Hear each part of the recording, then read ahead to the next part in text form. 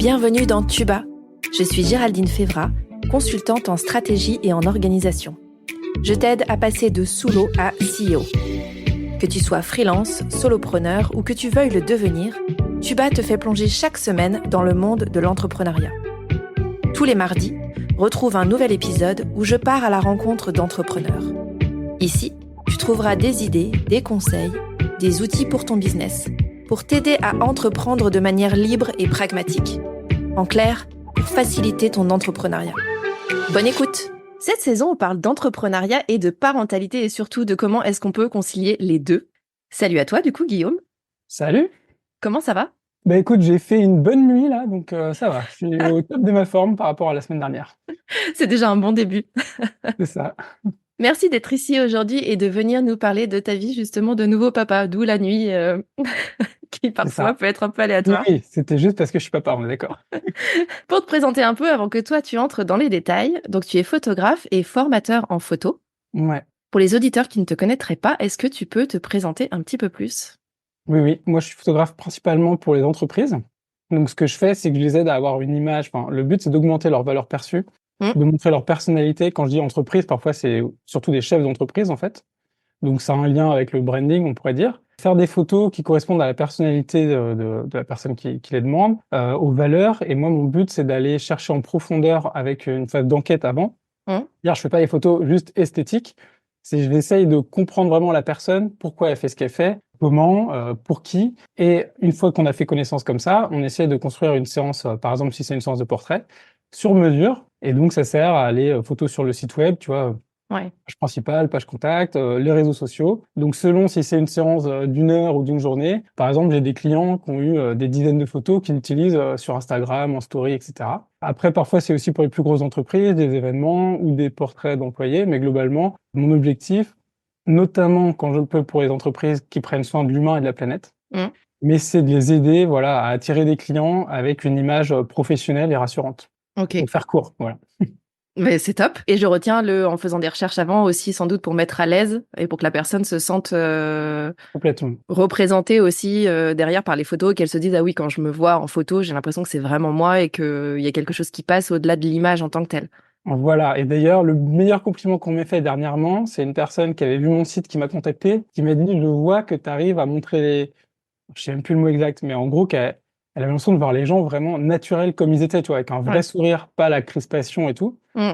Et ça, c'est pour ça, l'enquête, c'est à la fois pour avoir les informations, mais moi, en secret, c'est aussi pour qu'ils soient plus à l'aise parce qu'on fait connaissance, on Ouais. discute, on rigole. Et le jour J, je suis pas un inconnu, je Ouais, suis c'est ça. quasi un ami. En fait, je crée une sorte d'intimité Mm. qui fait qu'ensuite, et puis après, il y a tout le jeu, les mettre à l'aise en disant des choses un peu légères, un peu rigolotes quand il faut, les faire parler, leur changer des idées, qu'ils soient pas en permanence à se dire, est-ce que j'ai un beau sourire, est-ce que tout va bien, Ouais. mais Je suis pas qu'ils soient en focus train sur de ce qu'on est en penser à train de autre chose. faire. Ouais, c'est ça. Voilà. Parfois, je leur demande de penser à leurs enfants, à des gens qu'ils aiment, enfin, il y a différentes choses. Mm. Et donc voilà, j'essaie de faire ressortir le vrai sourire ou la vraie personnalité, quoi. Ok, top. Merci pour cette présentation. Est-ce que tu peux nous expliquer si tu as toujours été photographe? Alors, en posant la question, je sais que non. Et du coup, pourquoi tu t'es mis à ton compte? Ouais, super question. Alors, je vais revenir un peu loin. C'est qu'en fait, à la base, moi, j'étais le bon élève, tu vois, un peu le premier de la classe au collège. Je me souviens, la première fois, c'est en troisième, que mon prof de maths a dit à mes parents, votre fils, il est très bon en maths, faudrait penser à une prépa maths un jour peut-être.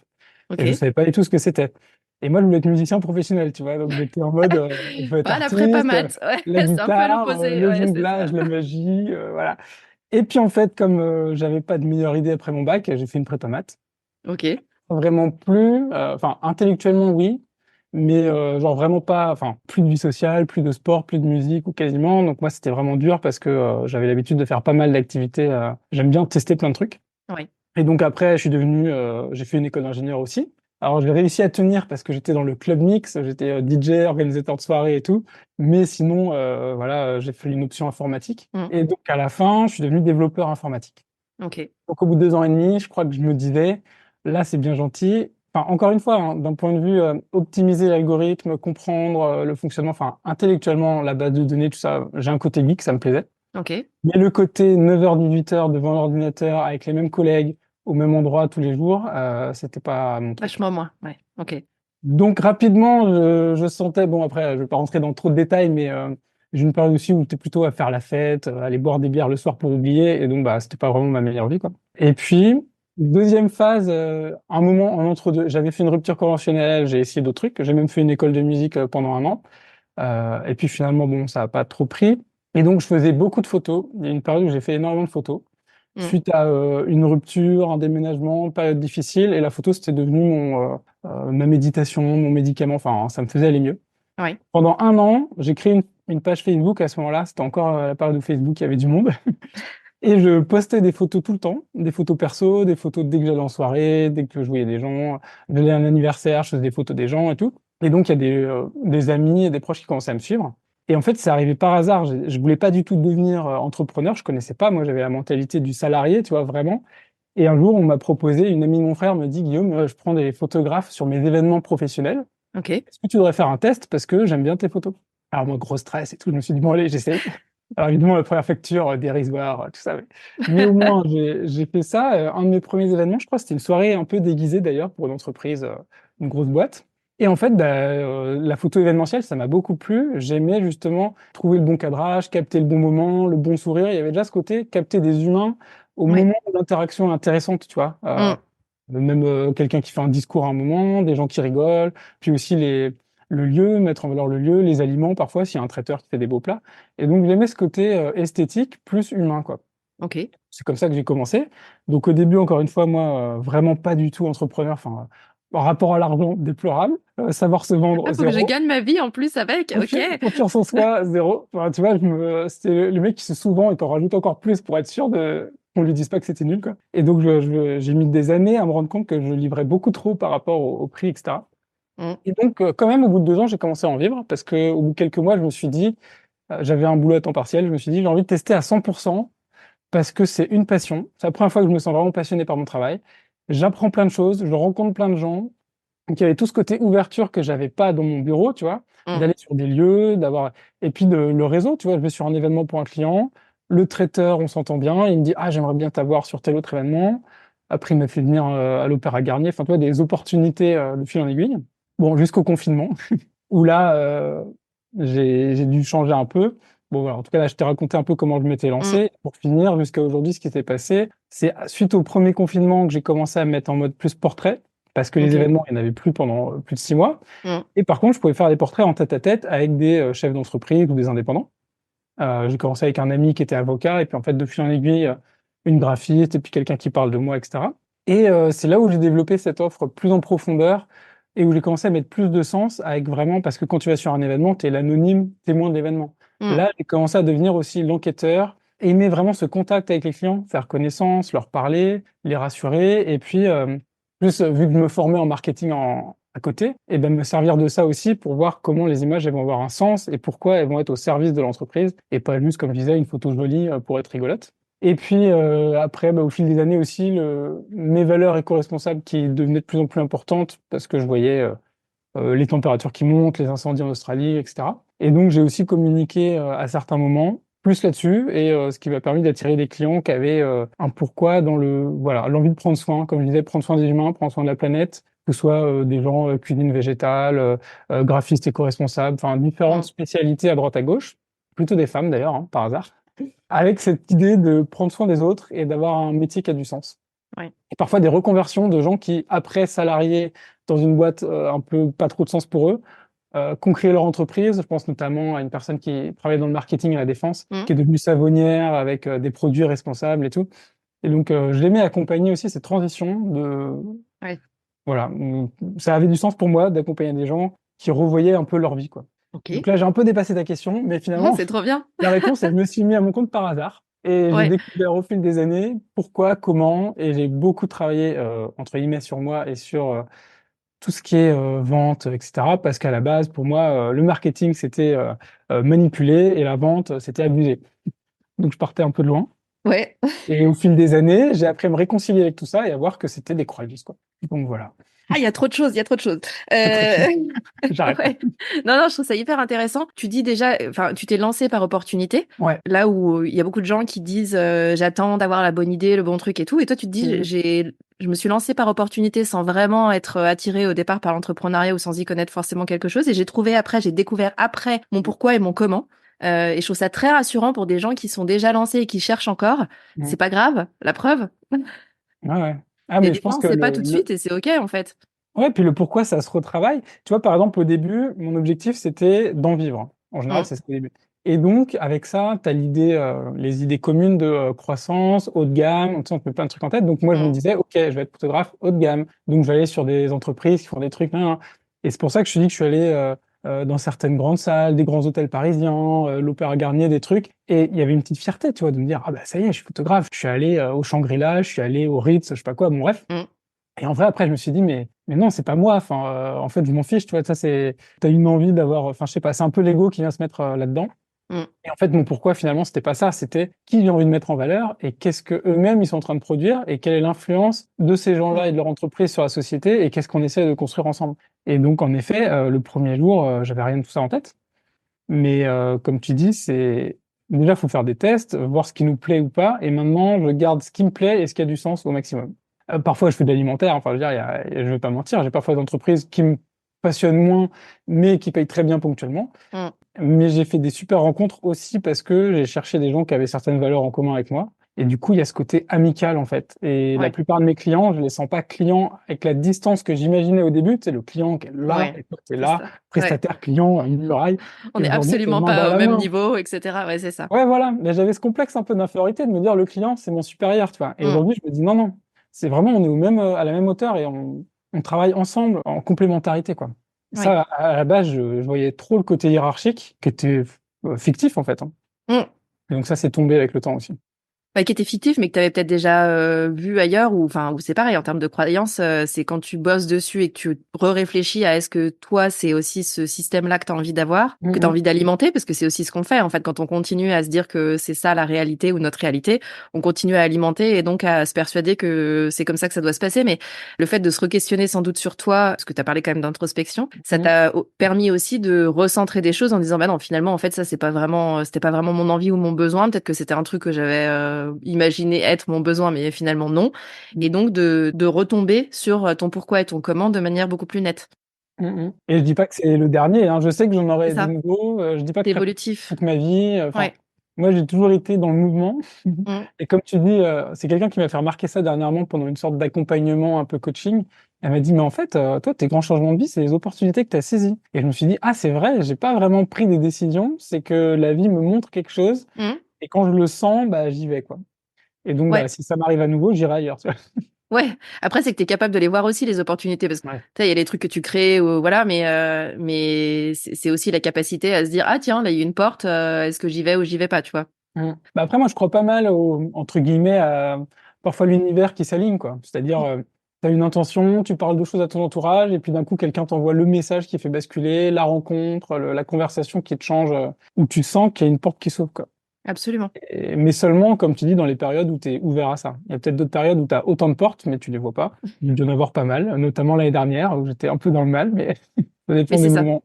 Ouais, c'est Mm. ça, ça dépend des moments. Mais je trouve ça intéressant aussi de se dire qu'en effet, c'est pas figé, y compris ton pourquoi et ton comment actuel qui peuvent évoluer. Ouais. Tu parlais de réconciliation aussi avec la prospection et le marketing. Je trouve ça Ouais. intéressant parce que c'est Mhm. souvent, en effet, des gros mots. Ouais. Et c'est souvent un vrai point noir chez les entrepreneurs qui débutent en disant je peux pas me vendre, je sais pas me vendre, c'est compliqué pour moi. Je me doute bien que pour avoir un business, à un moment, il faut que je vende des trucs, mais j'y arrive Mhm. pas. Ouais. Ça a été quoi ton cheminement en fait, toi là-dessus? Alors, bah, je vais pouvoir lancer des fleurs à quelqu'un. En vrai, je sais pas si tu connais Thomas Burbidge, Ouais. mais avec son podcast notamment, Young, Wild and Freelance. Ça m'a pas mal aidé parce que quand j'ai découvert, j'ai écouté, je crois, ses épisodes solo, surtout, où il parlait de marketing et où Mm. justement, lui, il avait justement, comment dire, à ce moment-là, un axe, je suis là pour ceux qui ont qui démonisent, il dit, le marketing, tu vois. Mm. Justement, il travaillait sur ces croyances-là de le marketing, c'est les grosses entreprises qui nous manipulent pour nous faire acheter des trucs inutiles qui polluent. Enfin, moi, j'étais vraiment là-dedans, tu vois. Pour Mm. moi, le marketing, c'était les affiches dans le métro pour prendre l'avion pour le bout du monde à 100 euros seulement. Enfin, c'était Coca-Cola qui vend des bouteilles en plastique. Enfin, toi, je me disais, le marketing, ça, c'est de la merde. Enfin, Mm. et donc, bah, en fait, tant que tu as cette croyance-là, puisque tout ce que tu vas voir ne va que confirmer cette croyance, enfin, c'est les biais cognitifs, quoi. Mm. Et donc, il a fallu que j'aille chercher en fait, finalement, de me dire, oui, mais un projet vertueux, il a besoin de marketing aussi. Donc, ça veut dire quoi? Et là, je me suis dit, OK, en fait, le marketing, c'est pas ça, c'est Enfin bon, après, c'est beaucoup plus large que ce que je pensais déjà. Moi, je croyais que c'était juste des axes pour les publicités, tu vois. Après, Ouais. j'ai compris que c'était la réflexion sur les clients, comment ils fonctionnent, comment on s'adresse à eux, et aussi comment on crée des offres Mhm. qui vont être intéressantes pour les clients, qui ont des résultats, enfin, tu vois, par les bénéfices au lieu de caractéristiques. Et puis aussi, si tu as un super projet, en fait, tu as besoin de marketing pour qu'il marche, quoi. Et je me suis dit, bah ouais, en fait, même les assos humanitaires, etc., ils ont besoin de marketing. Enfin bon, Mm. et donc petit à petit, et puis moi-même, j'ai commencé à aimer vendre, par exemple. J'ai eu mes premiers appels avec des clients où j'osais, parce qu'au début, c'est que je n'osais pas annoncer les prix, tu vois. Ouais. Je disais, Pardon, tu excusez-moi, te je vais vous refermes. dire le prix, mais je vous Désolé, dis tout c'est doucement. 100 euros. Mais avec, si vous voulez, je fais une demi-journée C'est supplémentaire. ça. Et puis, Bref. si jamais vous négociez, on peut faire la moitié prix, il n'y a pas de problème, on peut s'arranger. Et donc, c'est ça. Et après, j'ai commencé à prendre confiance et je me suis amusé à tester aussi, par exemple, faire des appels de vente avec un PDF de quelques pages, tu vois, fait sur Canva. Et il y avait un plaisir aussi à mettre en avant. En fait, puisque je fais des efforts pour que mes offres elles aient des choses utiles pour mes clients et de trouver un axe humain qui fait que je les respecte et que je les prends en compte, je me dis, en fait, c'est à mettre en avant aussi, parce que tout le monde ne le fait Mm. pas. Tous les photographes ne plongent pas dans ton histoire. Tous les photographes ne savent pas te mettre à l'aise. Enfin, voilà. Et donc, au fur et à mesure, voir des gens le faire. Et puis même, tu vois, Thomas, lui, son marketing, c'était au service de l'écologie, le féminisme. Et je me suis dit, OK, on peut vouloir avoir de l'ambition ou pas, mais envie d'avancer dans son entreprise, Mm. tout en ayant des bonnes intentions. Et en fait, ouais, il y a toujours des limites. Et donc, tu peux toujours voir ce que tu n'aimes pas dans le marketing des autres et te dire, je le ferai pas moi. Ouais, tout à fait. Et après, pour ce qui est le rapport à l'argent, alors j'ai lu un livre qu'on m'avait recommandé, que je suis pas aligné à 100% dessus. Ça s'appelle Le secret d'un esprit millionnaire de T. Harv Eker. Mhm. Et en fait, même s'il y a des choses dedans que j'aime pas, au sens où lui, clairement, c'est l'inverse de l'écologie, hein, t'as l'impression qu'avec lui, tout le monde devrait être millionnaire, prendre l'avion quand il a envie, s'acheter une piscine, enfin, j'exagère, mais... Nos limites, ok. Mais en revanche, ce que j'ai adoré, c'est qu'il a une approche très spirituelle, entre guillemets. Mm. On parlera peut-être un peu de spiritualité après, parce que c'est vraiment un truc qui m'aide beaucoup dans ma vie aussi. Et donc, sur les croyances, travail sur les croyances. Et là, je suis allé fouiller, il a des exercices, etc. Et aussi avec Christian Junot, enfin, j'ai lu des trucs de plusieurs personnes à cette même période, et j'ai réalisé que dans ma famille, mes parents m'avaient dit des choses, les riches, le fric, un 4x4 et une piscine, Mm. nanana, tu vois. Et qu'en fait, pour moi, c'était gagner de l'argent, ça veut dire devenir un gros pollueur, tu vois. Et en fait, j'avais un peu ça en moi. Et puis, il y avait aussi gagner de l'argent, c'est vouloir devenir un peu égoïste en essayant d'amasser, et puis les autres, on s'en fiche, tu vois. Tous les Mm. gens, je me disais, tu vois, optimisation fiscale, oui, ils gagnent de l'argent, ils veulent pas payer d'impôts, nanana, enfin, plein de croyances comme ça. Du coup, t'as pas trop envie d'être cette personne-là, Bah forcément. ouais, mais c'était inconscient en plus. Ouais. Donc, quand c'est inconscient, c'est super dur de le... Et donc, c'est grâce à ces exercices-là d'aller chercher, de pas noter noir sur blanc, qu'est-ce que mes parents m'ont dit sur l'argent quand j'étais petit? Quelle était notre situation face à l'argent? Je sais pas si mes parents écouteront, j'espère pas, mais il y a eu des moments où c'était pas toujours facile financièrement. Ils avaient des emprunts sur le dos, un peu du stress. Mon Mm. père libéral, quand il partait en vacances, on gagne plus d'argent, mais ça coûte cher parce qu'on est trois enfants. Mm. Et moi-même, en tant qu'indépendant, au début, les vacances, c'était le stress. C'était, je gagne pas d'argent et je dépense. Et donc, gros problème avec les vacances. Et donc, je suis allé fouiller un peu dans mon enfance, tout ce que j'avais reçu, tu vois, par rapport à l'argent. Mm. Et en fait, petit à petit, je l'ai vu. Donc, d'abord, la prise de conscience, et puis après, essayer de passer au-dessus. Et dans les exercices du bouquin, il y a notamment parfois se faire plaisir. Bon, lui, il dit carrément, une fois par mois, mettez 10%, je crois, de vos revenus et cramez-les pour vous faire plaisir, pour vous donner une attitude de personne qui mérite, tu vois. Et ça peut paraître bête, mais je suis allé dans des cafés, comment ça s'appelle, le café de Flore, ou tu vois, les Mm. endroits un peu connus à Paris pour être un peu chers, ou dans des Shangri-La, enfin, dans des hôtels. Et il dit, allez-y et voyez que les gens qui y sont n'ont aucune différence avec vous, tu vois. Et qu'en fait, il n'y a pas les riches et vous de l'autre côté, tu vois. Ouais.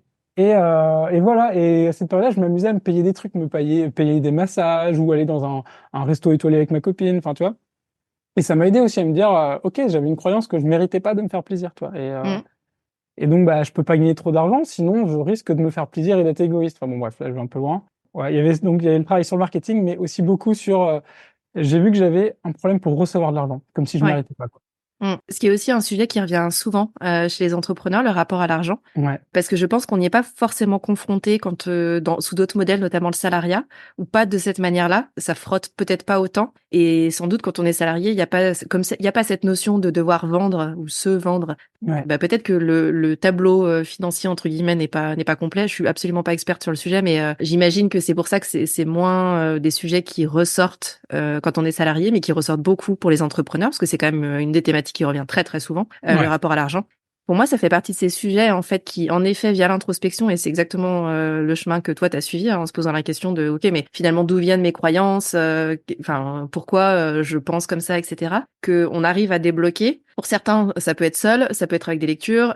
Pour d'autres, ça va être par des accompagnements, soit de coach, soit des psys, parce que ça fait aussi partie de, enfin voilà, ce qui est ancré en nous, de quand on est enfant, de la manière dont on a été élevé, ça peut aussi se travailler avec des psys. Mais en fait, il peut y avoir plein de manières différentes, mais j'ai l'impression que du peu de recul que j'ai sur l'entrepreneuriat, l'introspection, c'est non évitable en fait. Bah, moi, je dirais que l'entrepreneuriat, c'est un chemin d'introspection à part entière. Moi, je Ouais, le vis plus comme un chemin d'introspection que comme un métier. ouais. Après, ça dépend des gens, hein. Il y a peut-être des gens qui n'ont pas du tout cette vision-là. Mmh, Mais moi, j'ai vu que c'était une remise en question de plein de choses. Déjà dans la capacité de faire des choses où t'es pas à l'aise au début. mmh. Toi, moi, quand j'ai commencé, j'étais terrorisé de parler en public. Enfin, il y a plein de choses qui me faisaient peur. Les réseaux sociaux. Alors, pour te dire d'où je viens, sur Facebook, j'avais mis un faux nom et au début, je mettais même pas de photo parce que je ne pouvais pas supporter de communiquer en mon nom. Ouais. Donc, d'ailleurs, Guillaume Kolb, c'est même pas mon vrai nom, je l'avoue. Parce que ça m'est resté, c'était le nom que j'avais mis sur ma page Facebook. Moi, je m'appelle Bloc, c'est Kolb à l'envers, quoi. Ouais. Et donc, il y a eu ça aussi, accepter de se mettre en avant. C'était super dur pour moi. Mmh, Aujourd'hui, tu vois, j'ai fait des posts LinkedIn parfois. Celui qui a le mieux marché, c'est sur mon mariage même. Où on mmh. me voit en train de pleurer d'émotion, tu vois, dans les bras de ma femme. Ça, c'est un truc, je dis pas qu'il faut le faire, mais au début, j'aurais été incapable d'assumer le regard des autres là-dessus. Et Ouais. aujourd'hui, je me dis, mais en fait, c'est moi, ça fait partie de moi. Et voilà, si ça peut déclencher des émotions positives chez d'autres gens ou les inspirer ou quoi, bah tant mieux. Ouais, je dirais que c'est un gros travail sur ce qu'on voit de nous-mêmes, l'estime de soi aussi, Mmh. ce qu'on croit être capable de faire, les valeurs, enfin quelles valeurs on se donne entre guillemets. Je dis pas qu'on a une valeur, on n'a pas un score, mais donc ouais, pour moi vraiment, si tu veux avoir une entreprise qui marche, tu es obligé de passer par certaines cases, et notamment par rapport au regard des autres. Qu'est-ce qu'on va penser de moi? Faut laisser tomber. Et aussi être capable de s'écouter au fur et à mesure et Ouais. de se dire qu'est-ce qui est vraiment important pour moi. Parce qu'on voit quand même régulièrement des gens un peu prisonniers de leur entreprise, tu vois, ça Mmh. fonctionne, ils font du chiffre d'affaires, mais en fait, c'est l'entreprise parce que ça renvoie une image qu'ils aiment renvoyer, mais est-ce qu'au fond, ça répond à leurs aspirations profondes, à leurs envies? Ça aussi, c'est un travail pas facile. Ouais, clairement, et à quel prix? Et pas qu'un prix financier, à quel prix, Ouais, d'énergie, de de santé de aussi, de santé, c'est ça. de Et même stress. écologique, enfin, Ouais. au sens, large, en fait, hein. Mmh. Bah ouais. Et puis donc, ça demande de mettre le doigt sur ce qu'on a en nous, je trouve. Mmh. Moi, j'ai l'impression que pour rayonner, entre guillemets, je dis pas que je rayonne tous les jours, hein, mais les fois où je me sens plus à pouvoir attirer un peu les énergies des autres, c'est quand je suis droit dans ce que je fais, que je sais où je vais, que je suis bien dans mes baskets, les périodes où je me sens épanoui. Mmh. Et donc tout ça, ça vient pas par hasard, quoi. Non, c'est clair, c'est clair. Mais je trouve ça intéressant, le parcours que tu as eu et que tu as sans doute encore aussi, sur ces sujets-là. Par rapport au fait d'être nouvellement papa, Ouais. qu'est-ce que ça entre le moment où tu sais que tu vas être papa et où donc tu sais que tu as ton business, Mm, mm, mm. qu'est-ce qui se passe, dans ta tête? Comment est-ce que tu envisages les choses? Quel a été le Alors là, cheminement, en fait? c'est une super question parce que justement, moi, je suis tombé dans les peurs au début. Donc, je crois que je vais être très sincère dans ma réponse. Honnêtement, au début, quand j'ai su que j'allais être papa, donc on est en juillet, tu vois, Mmh. début de grossesse, 19 juin, j'apprends ça début juillet, tu vois. Ah, mon chéri, le test est positif. Ah, quoi, déjà, on vient de commencer à essayer. Tu vois. Donc, ça arrivait vite. Tout de suite, je me suis dit, oh là là, comment je vais faire? J'arriverai jamais. Enfin, c'est pas possible, j'aurai pas le temps. En plus, 2023, c'était une année où j'étais pas mal ballotté dans des réflexions et une recherche intérieure aussi, qui Mmh. fait que j'ai eu des périodes où j'ai un peu lâché mon entreprise. C'était plus mon focus principal, on va dire. Donc j'ai eu des mois un peu moins bons aussi parce que j'étais pris dans autre chose, quoi. Et donc, voyant ça aussi, je me dis bon, si en plus je deviens papa, comment je vais gérer, quoi. Et donc, un de mes premiers réflexes, ça a été de me dire qu'est-ce que je vais me trouver à temps partiel pour faire un petit mi-temps ou un 20 heures semaine, Mmh. pour avoir 1000 euros net qui tombent, et ensuite être entrepreneur à côté et faire des missions rentables pour faire 1000 ou 2000 euros de plus à côté de ça. Mais tu vois, tout de suite, je me suis dit, il me faudra un pied dans le salariat, quoi. Et pour être très précis, il y avait un Biocop à côté de chez moi où je trouvais que l'ambiance était trop bien, les employés ils rigolaient, il y a de la musique, je me disais, ah, l'ambiance elle est trop bien, il faut que je postule, tu vois. C'est à Et côté de la maison, trop pratique, quoi. je me Ça disais, match. l'univers s'aligne, je vais travailler à 5 minutes de chez moi, et donc je refais un CV, alors que je n'ai pas fait depuis je sais pas combien d'années. Je me dis, oh, c'est fou les modèles de CV sur Canva. Bref, je me suis éclaté à faire Ouais. un truc, et elle me dit, bah oui, on a besoin de quelqu'un, bientôt, super, on te rappelle pour un entretien, etc. Et donc je me dis, bah ça y est, tout est aligné, c'est bon, je vais avoir mon truc. Et en fait, bah pas du tout. Pour des raisons qu'ils ne m'ont jamais expliquées, ils ont dit non, finalement on cherche plus. Ils ont engagé plusieurs personnes depuis, mais moi ils m'ont jamais recontacté. J'étais allé voir un autre biocop aussi un peu plus loin où il m'avait dit pareil, ah on te donne un entretien demain, on va voir ton profil. Et puis juste avant ils me disent, ah on annule, on a trouvé quelqu'un. Donc je n'ai jamais su pourquoi, mais politiquement en fait je les intéressais pas d'une façon ou d'une autre. Et en fait, finalement, j'en suis resté là. Et tu vois, j'avais surtout peur pour l'hiver parce que moi, je suis saisonnier. Donc, je me disais, la fin de grossesse, il y Ouais. aura janvier. Tu vois, elle est née en mars, donc ma fille. Je me disais, janvier, février, souvent, c'est une période un peu plus molle en photo parce que bah, c'est l'hiver, il y a moins de lumière, Mm. etc. Et donc, je me disais, bah, si j'ai pas un temps partiel l'hiver, comment ça va se passer? Si j'ai une baisse de chiffre d'affaires et que derrière, je deviens papa et que j'arrive pas à bien démarrer, enfin, tu vois. Et en fait, c'est dommage. Je m'étais mis beaucoup trop de choses en tête négatives, quoi. Comme si j'imaginais ce qui allait se passer de mal. Mm. Mais en même temps, comme j'ai toujours un peu une pratique spirituelle à côté, bah, j'ai pu le voir et me dire, OK, bah, si j'ai pas eu ce boulot, je vais prendre ça comme un encouragement qu'en fait, j'en avais pas besoin. Mm. Effectivement, janvier-février, j'ai travaillé 20 heures par semaine pour mon entreprise, au lieu que ce soit pour 1 000 euros pour Biocop, c'était Mm. pour faire plus pour moi, tu vois, entre guillemets. Et donc, je me suis dit, OK, en fait, je viens de me prouver à moi-même que là, j'ai pu, à une période que je croyais pas bonne, contextuellement, l'excuse, c'est l'hiver, Oui, blablabla. oui, c'est ça. Et tout en travaillant pas beaucoup, parce que j'ai priorisé d'aller à tous les rendez-vous médicaux, faire de l'autonomie, faire les préparations à la naissance, enfin, je voulais accompagner ma femme partout, parce que Mm. c'était important pour moi, donc j'avais moins de temps. Et en fait, j'ai fait des chiffres d'affaires supérieurs au mois d'avant, tu vois. Et en fait, parce que, bon, il y a plusieurs raisons, mais je pense que j'ai priorisé ce qui était le plus utile. Je suis allé vers les trucs qui rapportent et pas vers les projets. Parfois, je me disperse un peu sur les trucs qui me plaisent, mais en fait, qui sont moins Ouais. rentables et tout. Et donc, je suis allé à l'essentiel. Et en fait, bah, ça s'est bien passé, quoi. Et ça m'a montré que, OK, on peut travailler moins tout en ayant des résultats pas plus mauvais. Mm. Simplement, il faut faire des choix un peu plus tranchés, quoi. Ouais. Moi, comme je suis un peu touche à tout de base parce que je m'intéresse à plein de trucs, c'est toujours dur pour moi de me dire, tu te mets dans ce chemin et tu restes là-dedans. Mais voilà, il y a des périodes où il faut. Donc voilà, pour répondre à ta question, au début, bah, plutôt l'impression que ça allait pas le faire, quoi. Mm. Et après, la réalité m'a prouvé que si, que C'est même beau c'était quand même. encore mieux que ce que je pensais. C'est Donc ça. là, après, bon, j'étais en congé patte du 7 au 31 mars, là, avec on a les 25 jours. Mm.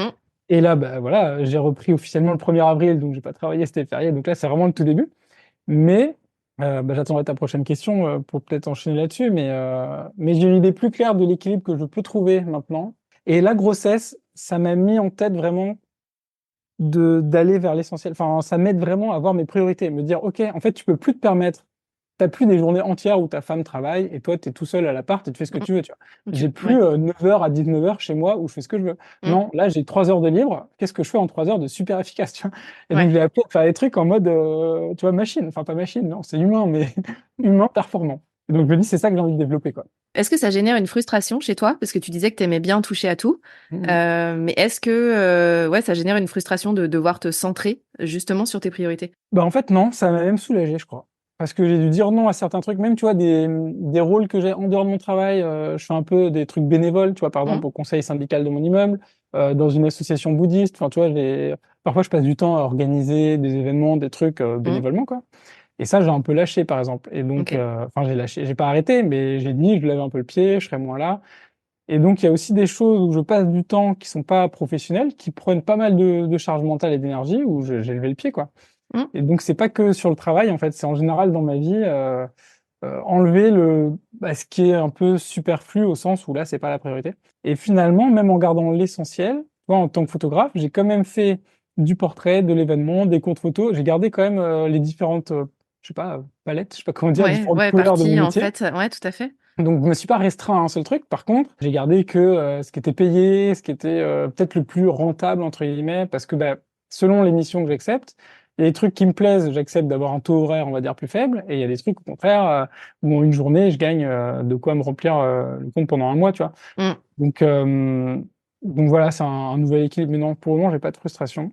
Et ma priorité, c'est de passer du temps avec ma fille, là, maintenant. Donc, je vais pas être frustré par le travail, je pense. Je vais faire le maximum que je puisse faire dans le temps imparti. Mm. Mais vraiment, mon but, moi, c'est de trouver l'équilibre pour passer du temps avec ma fille et pas regretter plus tard de me dire pourquoi j'ai travaillé alors qu'elle était là et moi, je l'ai pas vue, tu vois. Mm. Oui, je trouve ça intéressant parce que des fois, on peut se dire non, mais moi, je suis comme ça, du coup, je pourrais pas aller contre ma nature, entre guillemets. Sauf qu'il y a des temps dans la vie Ouais.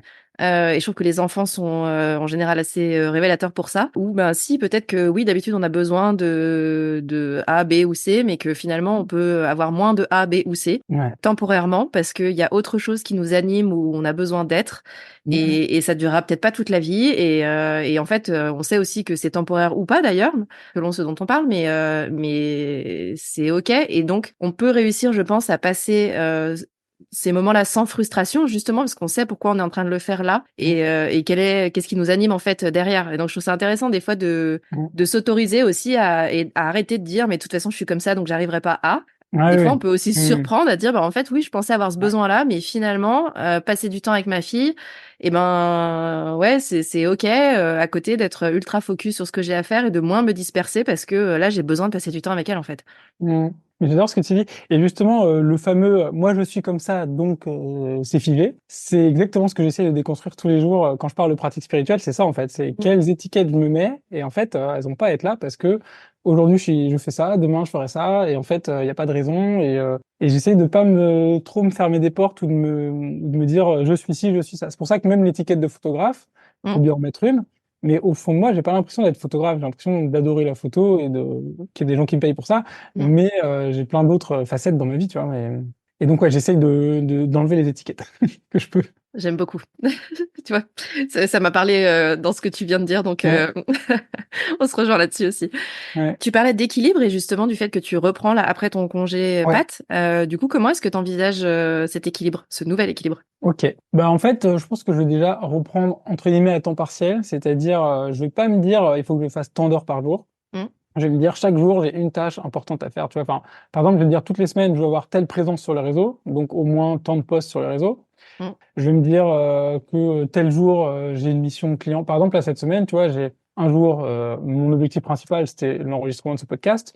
Demain, c'est principalement donner un cours de photo. Je dis pas qu'il y a que ça, mais je te donne le truc Oui. principal. Après-demain, c'est je vais faire des portraits d'un entrepreneur qui fait une sorte de séminaire et qui a besoin de photos de lui en train de parler, en train d'animer un groupe. Samedi, j'ai un autre cours. Et donc, en fait, chaque jour, je vais me fixer plutôt, pas du temps, mais une mission, tu vois. Genre, voilà, Oui. aujourd'hui, c'est le jour communication. Aujourd'hui, c'est un jour client. Aujourd'hui, je fais de l'administratif le matin et puis je fais mon bilan de la semaine l'après-midi avec ma partenaire de responsabilité. Et donc, en fait, je vois ça comme, ben, en fait, j'ai la flexibilité. Si je veux travailler 3 heures un jour, ou Mmh. 4 heures un autre, ou 1 heure un autre, ou 5 heures, ou 6 heures un autre, enfin bref. Et donc, pendant un temps, moi, j'essayais de me faire des semaines. Honnêtement, j'ai toujours été un peu light, hein. Parfois, pendant des mois, je travaillais à peu près 5 heures par jour, on va dire, de travail réel, Mmh. ou 6 max, mais tu vois, ça fait pas des semaines énormes au final. Bah là, je me dis peut-être que déjà, si je travaille 3 ou 4 heures dans une journée, pour moi, ce serait une grosse journée. Au Mmh. début, hein, je parle des premières semaines. Mmh. Et donc, me focaliser sur faire des missions clients, peut-être faire moins de. Par exemple, je vais pas retaper mon site web maintenant. Je vais pas Ouais. revoir toute ma stratégie de contenu maintenant. Mmh. Je vais plutôt, enfin si, un petit peu, je suis obligé de revoir la communication par rapport à mes objectifs, mais tu vois, je vais pas faire trop de travail de fond qui prend Ouais. beaucoup de temps, mais qui est pas payé. Mais je Mmh. vais plus favoriser les missions clients, les événements, les portraits, et donc bah tout ce qui fait rentrer du CA, on va dire. Mmh. Et voilà, donc essayer de passer plus de temps avec les clients et moins de temps, moi, sur mon entreprise, pendant un certain temps, je pense. Et après, bah, mon but, c'est d'organiser mon agenda, pas avec le travail en premier, mais en gros, voilà, moi, j'ai un rendez-vous chez le pédiatre, j'ai un rendez-vous à la PMI, j'ai machin. OK, donc bah, mon compte photo, il sera prêt, ma séance de portrait, elle sera avant, l'événement, ce sera à telle heure et tout. Et Mmh. donc, de garder déjà ces moments de famille et autour de ça, je peux m'organiser un peu comme je veux. Et si j'ai un rush, rien ne m'empêche de travailler le soir ou le week-end où je m'en fiche pour rattraper, tu vois. Après, j'ai pas Ouais, de tu as des zones après où tu peux faire «glisser» entre guillemets et te dire: «OK, ben là j'ai toujours des zones tampons». C'est ça le mot que je mmh, cherchais pour pouvoir, rajouter potentiellement des heures ou, faire d'autres choses où tu te dirais: «J'ai pas eu le temps de faire, là, donc je le fais à la fin de la journée ou le week-end, quoi». ouais. Après, je sais qu'il y aura des phases. Là, je suis dans la phase 1, c'est-à-dire, ma compagne, elle est en congé maternité. Donc, Mmh. je peux lui dire de telle heure à telle heure, moi, je suis pris, Mmh. impossible d'ouvrir la porte, je suis tranquille et tout. Quand elle retravaillera, elle va travailler au début 3 jours par semaine. Elle attend, voilà, elle est véto, 3 jours par semaine. Mmh. Donc bah, moi, il faudra que je vois comment je trouve et puis après quand il y aura la crèche, en septembre, si on a une place en crèche par exemple, ça va être un nouvel équilibre. Donc là, je vais, être par période de, quelques semaines à quelques mois avec à chaque fois un nouveau truc à trouver. Mmh. Mais et après je vais ajuster. Si je vois que tiens, je suis un peu léger en CA, OK, bah, faut que je travaille un peu plus. Mmh. Et si je me dis, OK, finalement, là, c'est la bonne période de l'année, tu vois, en général, moi, mai, juin, par exemple, super, l'été Ouais, les arrive, beaux jours, j'ai une ouais, c'est ça. explosion de demandes, de mails, Mm, de machin. Donc, si ça se trouve, même sans trop prospecter et communiquer, j'en sais rien, on verra, je mm, peux avoir pas mal de demandes, de clients fidèles, de recommandations. J'ai des clients qui me rappellent tous les ans, enfin, tu vois. mm. Donc, peut-être que même en travaillant un peu moins, je peux quand même garder une activité à flot, quoi. Ouais. Mais j'y vais avec curiosité sans essayer de trop savoir d'avance, parce qu'en fait, dès que j'essaie de savoir d'avance, ça marche pas. C'est pas comme ça que ça se passe, donc. Voilà. Donc, j'essaie surtout de rester. Je me dis, voilà, être papa pour moi, c'est devenir beaucoup plus souple. Donc, je vais essayer de travailler cet axe-là, tu vois, la souplesse. Mm. Enfin, je parle pas de faire des étirements, de yoga Ouais, tous les matins, mais quoique. peut-être aussi. Mais vraiment réussir à prendre parce que là, ça me l'a déjà fait. Tu vois. Enfin, les imprévus, bah voilà, gestion des imprévus, décaler, comment gérer au mieux, quoi. Mm. Et peut-être aussi, je C'est me suis rendu intéressant. compte que Mm. je me mettais souvent une grosse pression pour répondre vite à mes clients. Mm. J'ai comme ce truc, cette croyance qu'il faut répondre vite tout le temps, tu vois. Et là, depuis déjà que je suis papa, je me suis dit, mais non, en fait, parfois, tu peux répondre dans 2, 3 jours. Enfin, ça dépend de l'urgence, mais. Ouais. Et donc, ça aussi, lâcher prise et me dire, bah, le prochain créneau où je serai full dispo, je réponds à tous mes messages, paf, en mode batching, tu vois, et puis je Mm. réponds pas à droite à gauche à tout le monde, sinon, en fait, ça me prend trop de charge mentale. Donc, aussi, voilà, avoir des périodes où je suis vraiment présent, à être très efficace, et le reste du temps, vraiment coupé, plutôt que. Mm. Tu sais, c'est toutes ces petites interruptions qui prennent vachement de temps et vachement d'espace, alors que pour pas grand-chose, quoi. Non, c'est ça. Et puis quand tu as du temps, tu vas avoir tendance à le combler aussi. Donc enfin, c'est l'équilibre là-dedans. Et ce que je trouve intéressant aussi, c'est, tu parlais de souplesse, pas forcément Ouais. physique, quoique. Je trouve que pour avoir, moi, 2 enfants, il y a aussi les apprentissages que eux nous transmettent, et directement ou indirectement, consciemment ou pas. Mhm. Et la souplesse, ça peut aussi faire partie. Enfin, quand on voit des enfants qui, par exemple, sont habitués petits à voyager, parfois, voilà, dans des vannes ou dans des sous des tentes, etc. Et qu'il y a des gens qui vont dire, ah là là, mais disons, vous arrivez à faire ça avec vos enfants, mais ils sont hyper Mhm. adaptables en fait. Et je trouve que parfois, en tant qu'adulte, on a pour plein de raisons, plein de freins, de croyances, etc. où on s'est rajouté plein de millefeuilles de je peux pas. Et l'enfant nous envoie juste ce truc de bah si, regarde, moi je le fais. Et je trouve ça hyper intéressant en fait, en devenant parent, d'avoir Ah ouais. aussi Mhm. tu vois, des trucs où t'es renvoyé en mode ok, mon enfant a juste quelques années, voire quelques mois, et en train de me montrer un truc où moi je pensais plus que c'était possible, et en fait bah si, Ouais. carrément quoi. Ouais. Ah, ça, c'est super intéressant et ça me fait penser à autre chose qui est pas exactement le même sujet, mais moi, la première croyance qui a sauté, c'est que j'étais en mode dès que je dors 1 heure de moins la nuit, ça y est, je vais rien réussir à faire. Enfin, tu sais, cette croyance que Mm. si tu fais une petite insomnie, ça y est, ta journée, elle est foutue, tu vois. Et là, ça fait plus de 3 semaines que je dors beaucoup moins. Et en fait, bah, il y a plein de moments où j'ai quand même plein d'énergie, tu vois. Mm. Et je pensais vraiment que j'allais être arrêté, enfin, comme si j'avais pas conscience que le corps avait autant de ressources, tu vois. Et Ouais. ça, je pense, alors c'est pas lié, c'est pas mon enfant qui m'apprend quelque chose tout de suite, mais par contre, c'est l'expérience qui me montre qu'en fait, bah, ça, c'était faux, quoi. C'est ça. Et Je pense que parfois, je il y vais a en avoir plein des. d'autres. Mais c'est ça, en fait. Moi, je me suis rendu compte au début où j'ai commencé à entreprendre, quand j'étais sur des périodes où j'avais besoin de créativité, notamment pour tout ce qui était contenu. Assez vite, je me suis rendu compte que quand j'étais fatiguée pour le coup et que ma nuit était plus écourtée, j'étais bien plus créative parce que je pense qu'il y a des barrières qui s'enlevaient en fait chez Ouais. moi et qui faisaient que ma créativité décuplait. Et donc au départ, j'étais en mode, je me levais en me disant ah putain, c'est pas possible, j'ai encore pas dormi, ça y est, un peu ce que tu viens de dire. Je Ouais. vais être pas efficace aujourd'hui, ça va être un carnage, je vais me traîner, ça va être horrible, etc. Et en fait, quand j'ai compris que non, c'était juste qu'il y avait des tâches pour lesquelles j'allais être plus apte, justement parce que j'étais fatiguée. Ben, du coup, je batchais un contenu de dingue. En 1 heure, je sortais 8 posts alors que j'arrivais jamais à faire ça. Et je me suis dit, mais en fait, c'est juste une question de comprendre quels sont les moments et quels sont mes états. Ouais. Et quel état est le plus propice à quel moment pour pouvoir bah, mettre le business autour de ça en fait. Là où quand j'étais salariée j'avais pas le choix, on me disait c'est l'heure de la réunion, bah c'est l'heure de la réunion en fait, on te demande pas si ton esprit est prêt pour la Bah réunion ouais. ou pas. C'est Alors que clair. là pour le coup enfin je trouve qu'il y a aussi une connaissance ou une recherche, une exploration de est-ce que finalement les choses peuvent pas être disposées un peu autrement, et est-ce que tous Ouais. les états peuvent pas être utilisés aussi à bon escient. Mais c'est ça, hein. Et tu vois, moi, quand j'avais beaucoup de temps libre, ça m'arrivait de me forcer, entre guillemets, à me dire, là, c'est le lundi matin, pendant 3 heures, tu fais ton contenu. Et là, ce que je vois, c'est que ces derniers temps, parfois, entre deux rendez-vous où je peux pas trop travailler, bah, j'ai plein d'idées qui viennent et je note sur mon téléphone vite fait. Ouais. Et je pense que c'est, en général, quand je fais ça, c'est des posts qui marchent mieux de les avoir écrits spontanément avec une Mm. situation de vie que de m'être dit, bêtement, je m'assois à telle heure et il faut que je Ouais, trouve des idées, quoi. c'est Et ça. donc, bah, là, ça rejoint ce que tu dis. Même si là, j'ai pas trop pris le temps d'être sur les réseaux parce que je voulais pas trop passer ma vie sur mon téléphone. Mm. Mais j'ai plein de brouillons de posts qui sont venus très naturellement, très facilement. Et donc, quand je vais m'y remettre, je pense que ce sera pas si dur.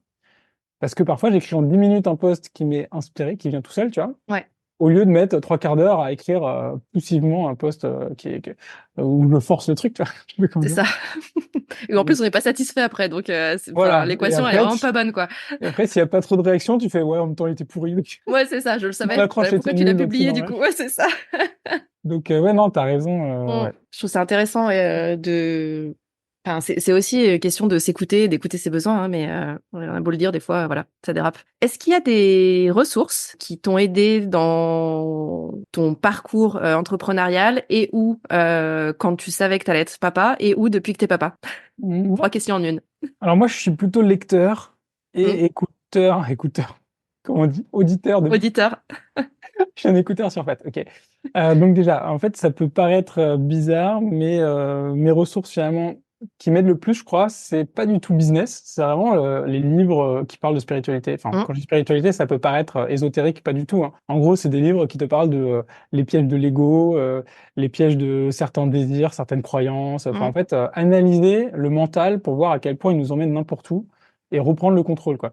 Et se dire, ok, là, j'ai peur de ce truc, mais en fait, il n'y a pas de raison. Et donc, s'intérioriser, se dire, ok, c'est quoi cette peur? Ah, tiens, une sensation dans le ventre. Enfin, bref. Donc, vraiment, une recherche intérieure.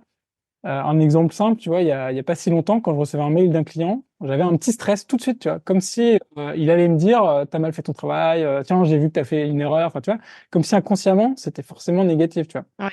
Et de l'avoir conscientisé et d'avoir observé, c'est pas mettre des mots dessus, tu vois, mais observer, ah, c'est ça, cette sensation dans le ventre, ok. Et ben, j'ai vu que ça diminue largement. Et même là, la dernière fois qu'un client m'a fait une réflexion en style, ah, j'aimerais bien qu'on reparle des photos parce que je suis pas complètement content de tout. Et ben, ça m'a pas généré un gros stress. Je me suis dit, ah, bah, très bien, on va en parler et tout. Et en fait, je comprends très bien son point de vue et on a revu ensemble deux, trois détails et ça s'est très bien fini. Donc, ouais, bah, pour donner un exemple de livre que j'ai lu dernièrement, moi, j'aime beaucoup l'auteur qui s'appelle Eckhart Tolle. Je sais pas si tu connais. Oui. Et là, j'ai découvert Nouvelle Terre il y a quelques semaines, qui est un de ses livres que j'ai trouvé assez extraordinaire. Quand je le lisais, c'est un pouvoir apaisant. J'avais en février là, une mission à Lyon où j'ai fait l'aller-retour en train dans la journée avec ce bouquin. Je me suis senti mais en vacances, tu vois. J'allais à Lyon pour bosser, mais j'étais super bien. Et à un moment, j'étais juste en train de prendre un café au soleil en terrasse et je me sentais mais en vacances et comme un grand bonheur, tu vois. Enfin, je sais pas comment dire. Et donc moi, c'est plutôt ce genre d'influence qui m'aide au quotidien parce que de base, je pense être quelqu'un entre guillemets étiquette qui se considérait comme étant anxieux, avec beaucoup de perfectionnisme, ça vient un peu de mon père, pour ne pas le citer, la peur d'être, en fait, comme si au travail, il fallait être irréprochable, tu vois, un peu cette croyance-là, qui est en fait assez dure à vivre, parce qu'on se met une pression de malade tout le temps. Donc, de lâcher ça, ça me fait de la place. Donc ça, c'est pour le côté pro. Sinon, après, pour la parentalité, alors je sais pas, ça doit être des best-sellers, hein. Moi, j'ai lu ou feuilleté des classiques, Les secrets d'un allaitement réussi de Céline Dalalana, qui est super intéressant pour savoir l'intérêt de l'allaitement exclusif et bah, c'est pas la même organisation si le père donne le biberon ou si la mère allaite. Enfin bref, bien sûr. c'est nous pour notre équilibre parental. Des BD qu'on m'avait recommandés, bon, qui sont un peu à vue tranchée, mais sur la naissance de Lucille Gomez, je sais pas si t'as vu, c'est une personne qui a écrit des BD pour bien expliquer toutes les histoires hormonales autour de la grossesse, de l'accouchement, etc. Bon, elle a un peu un avis tranché, genre un peu anti-péridurale et tout, mais c'est intéressant même pour un homme de comprendre, ok, qu'est-ce qui se passe dans le corps de ma compagne en ce moment carrément, et dans sa tête. Après, des trucs pratico-pratiques, il y a J'attends un enfant et J'élève mon enfant, je crois, de Laurence Pernou, ça a l'air d'être un best-seller aussi, où j'ai lu pas mal de trucs aussi sur bah, que ce soit le sommeil, des conseils généraux. Enfin, en fait, quand tu as un enfant, à la base, tu connais rien, quoi. Enfin, non, t'es absolument pas qualifié. T'as pas le mode d'emploi. Et donc, ces livres-là, ça aide à dégrossir. Je dis pas que tout est à apprendre, mais il y a bien un job où on arrive avec, je pense, 2% des qualifications pour le faire, c'est celui-là.